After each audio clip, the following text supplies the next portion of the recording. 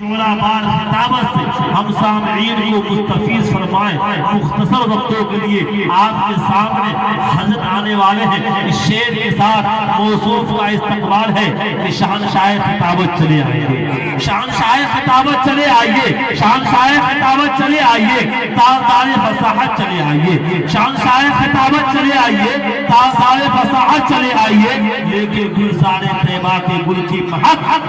مشک بار خطابت چلے آئیے۔ بسم اللہ الرحمن الرحیم وبہ نستعین والصلاة والسلام على سیدنا محمد وعلى آلہ وصحبہ اجمعین، اما بعد فقد قال اللہ تبارک وتعالی فی القرآن المجید والفرقان الحمید، فاعوذ باللہ من الشیطان الرجیم، بسم اللہ الرحمن الرحیم، اقرأ باسم ربك الذي خلق خلق الإنسان من علق اقرأ وربك الأكرم الذي علم بالقلم، صدق الله العظيم وصدق رسوله النبي الكريم۔ حضرات علماء کرام، محترم بزرگوں اور دوستوں، پردے میں بیٹھ کر دین کی باتیں سننے والی پیاری ماں اور بہنوں، عزیز بچوں، مختصر سے وقت میں مختصر سی بات شاید کہ اتر جائے آپ کے دل میں میری بات۔ آپ حضرات دل جمعی کے ساتھ بیٹھے ہیں، یہ ایک الگ بات ہے کہ مجمع تھوڑا ہے لیکن اسی مجمع پر اللہ خوش ہے۔ پانے کے لیے کچھ کھونا پڑتا ہے، محنت شرط ہے، جو انسان محنت کرے گا کامیابی قدم چومے گی۔ آپ حضرات نے کافی دیر سے بچیوں کی مقالے کو سنا، تقاریر کو سنا، اس میں بچے بھی شامل تھے۔ یہ ایک بہت بڑا کام ہے اور میں بہت خوش ہوا آپ کی اس محلے، اس گاؤں سے، کہ اللہ تعالیٰ کا فضل ہے کہ اللہ تعالیٰ نے اس بستی سے دین کا چراغ روشن کیا ہے، اور یہ دین کا چراغ جب تک چلتا رہے گا آنے والی نسل ایک دوسرے کو دین کی بات بتاتے رہیں گے، یقین مانیے دنیا اور آخرت میں کامیابی ملے گی۔ قابل مبارکباد ہے وہ باپ، وہ ماں، اور خاص طور پر امام صاحب کہ وقت کو نکال کر بچوں پر وقت کو خرچ کر رہے ہیں اور کامیابی مل رہی ہے۔ اللہ تبارک و تعالی نے قرآن کریم کے اندر جو سب سے پہلے وحی اتری جناب نبی کریم صلی اللہ علیہ وسلم پر، جو سب سے پہلے وحی اتری آپ پر جو پڑھنے کا حکم ہوا، پہلے نماز کا حکم نہیں ہوا، روزے رکھنے کا حکم نہیں ہوا، زکوٰۃ دینے کا حکم نہیں ہوا، سب سے پہلا حکم اقرا کا ہے، پڑھیے،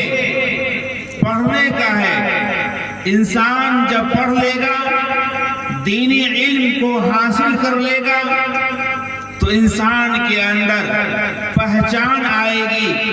انسان کے اندر شناخت آئے گی، ماں اور باپ کا مقام و مرتبہ نظر آئے گا،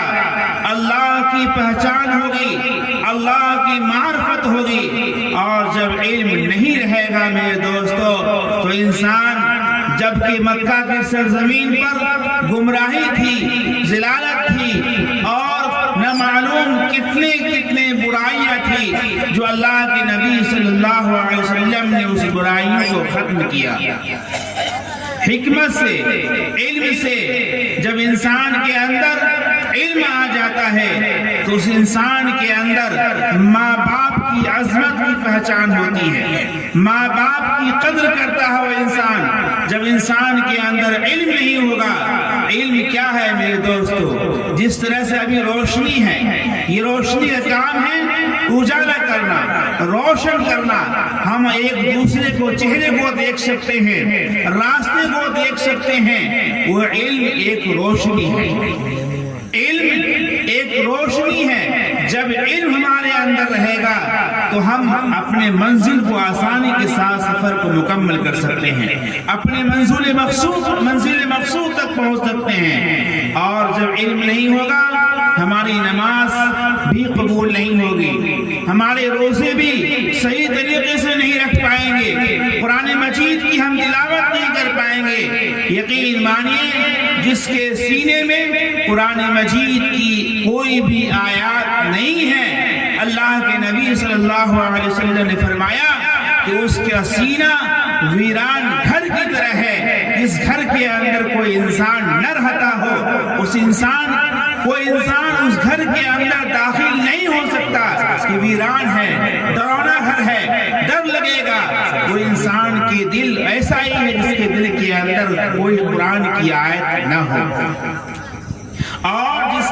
جس کے دلوں کے اندر قرآن مجید کی آیت ہے، حدیث شریف کی روشنی ہے اس کے دلوں کے اندر، یقین مانیے اس انسان کا مقام بہت ہی بلند ہے، اس انسان کا مقام بہت ہی بلند ہے۔ اللہ کے نبی صلی اللہ علیہ وسلم نے فرمایا کہ سب سے بہتر شخص وہ ہے جو قرآن مجید کو سیکھے اور سکھائے،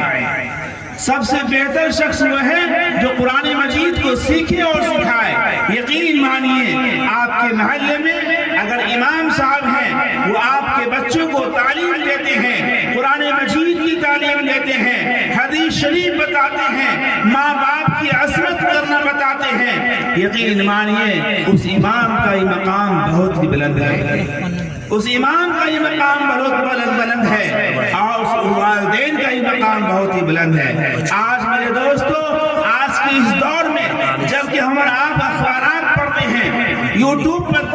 دیکھتے ہیں، ٹی وی کے اندر دیکھتے ہیں نیوز وغیرہ، اس میں آپ نے دیکھا ہوگا کہ آج مساجد کو بند کرنے کی کوششیں کی جا رہی ہیں، اذانے پر پابندی لگائی جا رہی ہے، قرآن مجید پر پابندی لگائی جا رہی ہے۔ وسیم رضوی کا بیان کیا آیا کہ 26 آیتیں تو قرآن مجید سے نکال دیا جائے۔ اے وسیم رضوی، تمہاری آنکھ نکالی جا سکتی ہے، تمہارے عضو سے ایک ایک ٹکڑے کیا جا سکتا ہے، لیکن رب کعبہ کی قسم قرآن مجید میں ایک بھی نقطے کو نہیں نکالا جا سکتا۔ قرآن مجید اپنی جگہ اٹل ہے، اور قرآن مجید جو پڑھتا ہے انسان، اس انسان کا مقام بہت ہی بلند ہے۔ جب انگریز کا زمانہ تھا، اس وقت میں انگریز کی طرف سے جو حکم ہوا تھا، وہ حکم یہ ہوا تھا کہ جب تک یہ علماء زندہ رہیں گے، حفاظ کرام زندہ رہیں گے، مفتیان کرام زندہ رہیں گے، تمہاری حکومت نہیں چل سکتی۔ تم علماء کرام کو ختم کر دو، حفاظ کرام کو ختم کر دو، مفتیان کرام کو ختم کر دو، تم اس سرزمین پر دندنا سکتے ہو۔ وہ انگریز کی حکومت جس کی سلطنت میں سورج نہیں غروب ہوتا تھا، اس انگریز نے ایک مدرسے کے اندر گئے اور مولوی صاحب کو، حافظ صاحب کو کہا کہ قرآن مجید کو اکٹھا کی جائے، قرآن مجید میں آگ لگائی جائے گی۔ تاریخ میں لکھا ہے کہ اس مولوی صاحب نے، مولانا صاحب نے ایک طالب علم کو بلایا اور کھڑا کیا اور کہا کہ بیٹے تم قرآن مجید شروع سے لے کر پڑھنا شروع کر۔ وہ الحم شریف پڑھا، الف لام میم پڑھا۔ میرے دوستوں، میرے بزرگوں، تاریخ ہی بتاتی ہے جب آدھے پارے قرآن پڑھ چکا، انگریز نے کہا یہ کیا پڑھ رہا ہے؟ اس مولوی صاحب نے، مولانا صاحب نے فرمایا اے انگریز، یہ وہی بچہ وہی قرآن کو پڑھ رہا ہے جس قرآن کو تم آج آگ لگانے کے لیے آئے ہو۔ یاد رکھو پوری دنیا سے تم قرآن مجید جو کاغذ کے ورق پر لکھا ہوا ضرور ہے، اس میں تم آگ لگا سکتے ہو، لیکن رب کعبہ کی قسم اس بچے کو تم نہیں جلا سکتے جو بچے کے دلوں کے اندر، جو بچے کے سینے کے اندر اللہ رب العالمین نے اپنی قدرت سے قرآن مجید کو منتقل کر دیا ہے۔ آپ حفاظ کرام کو، علماء کرام کو ہلکا نہ سمجھیں، ان کا مقام بہت ہی بلند ہے، اور کم پیسے میں یہ علماء کرام آپ کی خدمت کرتا ہے، دین کی خدمت کرتا ہے۔ جب ہمارا آپ سوئے رہتے ہیں آرام سے نرم بستروں پر، وہی 5,000 6,000 کا مولوی اٹھتا ہے، فجر کی آذان دیتا ہے، کامیابی کی طرف بلاتا ہے، حی علی الصلاۃ حی علی الفلاح، آؤ کامیابی کی طرف، آؤ نماز کی طرف، اللہ اکبر اللہ اکبر، اللہ سب سے بڑا ہے۔ کون دعوت دیتا ہے؟ کون بلاتا ہے؟ کوئی بھی انسان اگر بلائے گا، کوئی بھی انسان اگر دنیاوی انسان ہے، تعلق رکھنے والے ہیں، وہ آپ کو آواز دیں گے، اپنے فائدے کے لیے آواز دیں گے،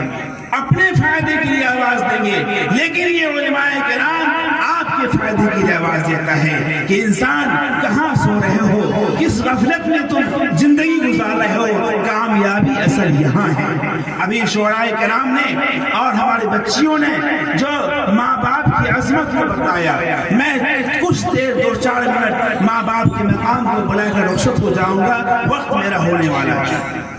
میرے دوستوں بزرگوں، اللہ رب العالمین نے قرآن مجید کے اندر فرمایا، اور خاص طریقے پر میں اپنے جو ہم عمر نوجوان ہیں ان سے میں کہنا چاہوں گا، آئے دین کیسے آتے ہیں، میرے سامنے نظروں سے ٹکراتے ہیں، اور میرے آنکھوں نے دیکھی، میرے کان نے سنا کہ وہ نوجوان جب شادی ہو جاتی ہے وہ اپنے ماں باپ کو بھول جایا کرتے ہیں، وہ اپنے ماں باپ کو بھول جایا کرتے ہیں۔ اللہ کے نبی صلی اللہ علیہ وسلم نے فرمایا کہ ایک زمانہ آئے گا جب کہ نوجوان، جب کہ صاحب اولاد اپنے ماں کی نافرمانی کرنے لگے گا، اور اپنی بیوی کی فرما برداری کرنے لگے گا، اور اپنے باپ کی ناقدری کرے گا، اور اپنے دوست کی قدردانی کرنے لگے گا، مسجد کے اندر کھلا شور بجایا جانے لگے گا، تو یاد رکھو اس وقت کا انتظار کرو، سرخ آندھی کا آنا، زلزلے کا آنا، زمین میں مکانات کو کدھر جانا، انسان زمین کے اندر دھس جائیں گے، اس وقت کا انتظار کرو، وہ وقت اس انتظار کرو۔ اور میرے دوستو، جب وہ ماں اور وہ باپ جب تم چھوٹے تھے، وہ ماں وہ باپ تمہیں شفقت سے پالا اور محبت سے پالا۔ میرے دوستو، حضور اکرم صلی اللہ علیہ وسلم کی حدیث ہے کہ جو اولاد اپنی ماں باپ یا ماں باپ میں سے کوئی ایک بڑھاپے کو پائے اور اس کی خدمت کر کے اپنے آپ کو جنت میں نہیں پہنچ گیا، اللہ کے نبی صلی اللہ علیہ وسلم نے اسے اولاد کے لیے بددعائیں دی ہیں۔ اس لیے ماں باپ ہے، اس کا مقام بہت ہی بلند ہے۔ ہم نوجوانوں، آپ سے میں کہنا چاہوں گا، ٹھیک ہے آپ کی اہلیہ محترمہ ہے، شریک حیات ہے، اس کی بھی آپ دیکھ بھال کیجئے، لیکن اس کا مطلب یہ نہیں ہے کہ آپ اچھے سے اچھے کپڑے پہنیں، اچھے سے اچھے کھانا کھائیں، اور آپ کی وہ ماں وہ کھانا نصیب نہیں ہو جو کھانا آپ کھا رہے ہو۔ اس وقت کو یاد کرو جب کہ تم کسی طرح سے روتے ہوئے تھے،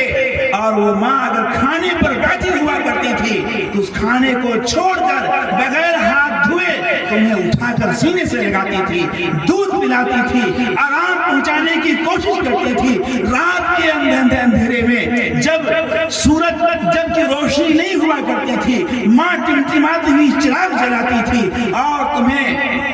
تمہیں پیٹ کو سکیا کرتی تھی، ٹھوکتی تھی، پھسلاتی تھی، کبھی اٹھ کر لے رہی ہے، کبھی گود کے اندر لے رہی ہے۔ باپ کی نیند حرام، ماں کی نیند حرام، گھر کے لوگوں کی نیند حرام۔ کس طرح سے ہمارے بچے کو آرام مل جائے، کس طرح سے ہمارے بچے کو سکون مل جائے، اس وقت کو یاد کرو نوجوانوں جب تم پیشاب کر دیتے تھے ماں کے گود میں اور کپڑے پر، وہ ماں ایک ذرا سے بھی اف نہیں کہتی تھی، اور یہ کہہ کرتی تھی اچھا ہوا کہ پیشاب آ گیا، پیخانہ آ گیا۔ میرے دوستو بزرگوں، آپ کو اللہ نے جو والدین کی شکل میں کیا ہے وہ ایک عظیم تحفہ ہے، وہ ایک بہت بڑی نعمت ہے۔ اس نعمت کی قدر کیجئے، اپنے علماء کی قدر کیجئے، اور مساجد کے ائمہ کی، جو آپ کے امام ہیں، جو آپ کے بچے کی بھوشیہ کو، جو آپ کے بچے کی مستقبل کو بنانے کی کوشش کرتے ہیں، چند روپے میں اس کی آپ اچھی طرح سے دیکھ بھال کیجئے۔ آپ کے لیے یہی سرمایہ ہے، اور دنیا کے اندر بھی اللہ آپ کو کامیاب کرے گا، آخرت کے اندر بھی اللہ آپ کو کامیاب کرے گا۔ انہی چند جملات کے بعد میں اپنی باتوں کو ختم کرتا ہوں۔ اللہ سے توفیق کی دعا مانگتا ہوں، اللہ تعالی ہم سب کو نیک عمل کی توفیق نصیب فرمائے، آمین یا رب العالمین۔ وما توفیق الا باللہ۔ السلام علیکم ورحمۃ اللہ۔ جزاک